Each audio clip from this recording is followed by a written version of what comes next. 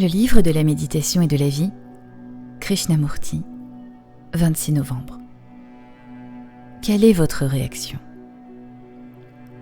Lorsque vous observez ces pauvres femmes qui portent leurs lourdes charges au marché, ou que vous regardez les petits paysans jouer dans la boue en n'ayant guère d'autres jouets qu'elles, en voyant ces enfants qui n'auront pas l'éducation dont vous bénéficiez, qui n'ont pas de vraie maison, qui sont sales, mal vêtus, mal nourris, lorsque vous observez tout cela, quelle est votre réaction?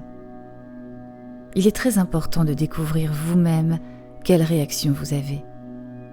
Je vais vous dire ce que fut la mienne. Ces enfants n'ont pas d'endroit convenable où dormir.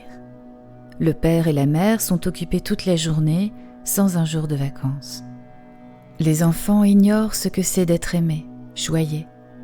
Jamais leurs parents ne s'assoient auprès d'eux pour leur raconter des histoires qui disent la beauté de la terre et des cieux.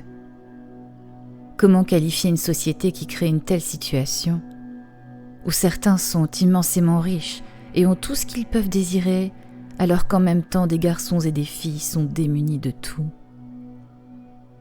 Comment qualifier une telle société et comment est-elle née? Vous pouvez révolutionner tout le pays, casser les schémas de cette société, mais l'acte même par lequel on les brise en suscite de nouveaux, qui sont identiques, sous des dehors différents.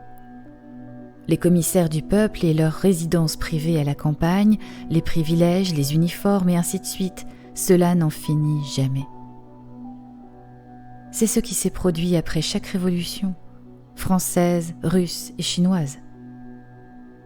Est-il possible de créer une société dans laquelle cesse d'exister toute cette corruption et toute cette misère?